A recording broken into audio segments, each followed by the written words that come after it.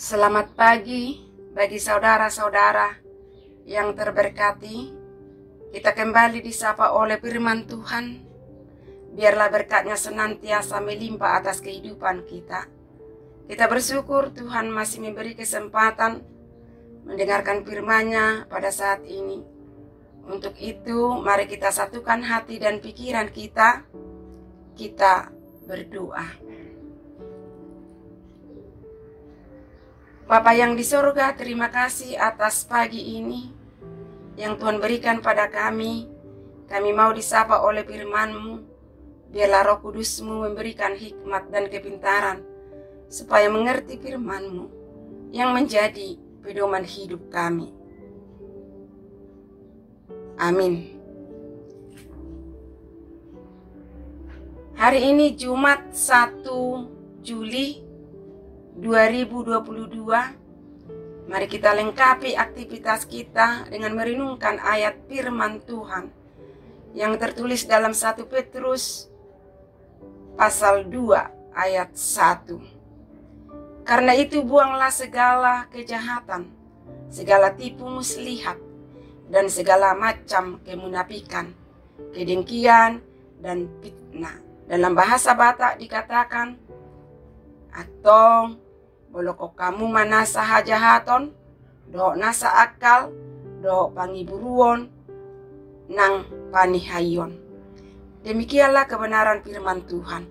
Bapak, Ibu, saudara-saudaraku yang terkasih,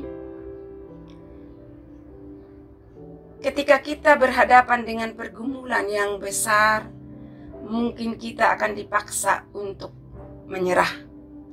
Tentu lebih mudah melakukan kejahatan daripada kebaikan. Lebih mudah berbohong daripada jujur. Karena jujur itu menuai banyak konsekuensi. Kita bisa dimarahi, didiamkan, diacukan, dipinggirkan. Kadang orang lebih menerima dibohongi dibanding kejujuran. Entahlah saudara setuju atau tidak. Tetapi Petrus mengingatkan orang-orang percaya kepada Yesus Kristus, terkhusus orang-orang Kristen, supaya jangan hidup dalam kepura-puraan. Jangan hidup di dalam kemunafikan, tetapi hiduplah dalam kekudusan. Dengan cara tidak berdusta, membuang segala yang jahat. Artinya kalau sudah dibuang, tidak mungkin diambil lagi. Buang berarti meninggalkan semuanya itu dan tidak menggunakannya lagi. Makanya dikatakan dalam nats ini, buanglah segala kejahatan. Bapak, Ibu, saudara-saudaraku yang terkasih, kejujuran menjadi sorotan bagi Petrus dalam nats ini. Dan saya yakin di dunia sekarang ini sulit sekali kita jumpai orang yang melakukan kejujuran. Salah satu contoh, seandainya tercecer dompet seseorang, masih sulit untuk mengembalikan ke si pemilik dompet tersebut dengan keadaan secara utuh ketika ketemu di jalan. Kadang pun kalau sudah bicara perut, kasih, dan persaudaraan bisa luntur. Untuk menjadi jujur bukanlah hal yang mudah. Kita hanya bisa menjadi orang Kristen yang bertumbuh dalam iman ketika kita bersedia belajar menjadi orang yang jujur dan belajar menjadi orang yang baik. Namun kita akan dihususkan, kita akan dipisahkan bukan untuk membenci orang lain, melainkan membenci kejahatan. Misalnya, di zaman ini banyak orang yang menyakiti kita, bahkan banyak orang yang menyukai kejahatan dan kemunafikan, kepura-puraan. Jika kita dikatakan tidak menyukai, lalu kita bungkam. Padahal bungkam atau diam dengan kejahatan sama dengan membiarkan kejahatan dan menciptakan kejahatan yang baru. Yesus datang bukan untuk membunuh orang. Dia datang bukan untuk memusnahkan kita, tetapi memusnahkan keinginan keberdosaan kita. Jika kita mau menyerahkan diri pada Tuhan, maka kita tidak akan dikecewakan. Bapak, Ibu, saudara-saudara, kita dipilih justru karena kita dikhususkan. Tuhan memilih kita untuk keluar dari kegelapan ke dalam terang-Nya.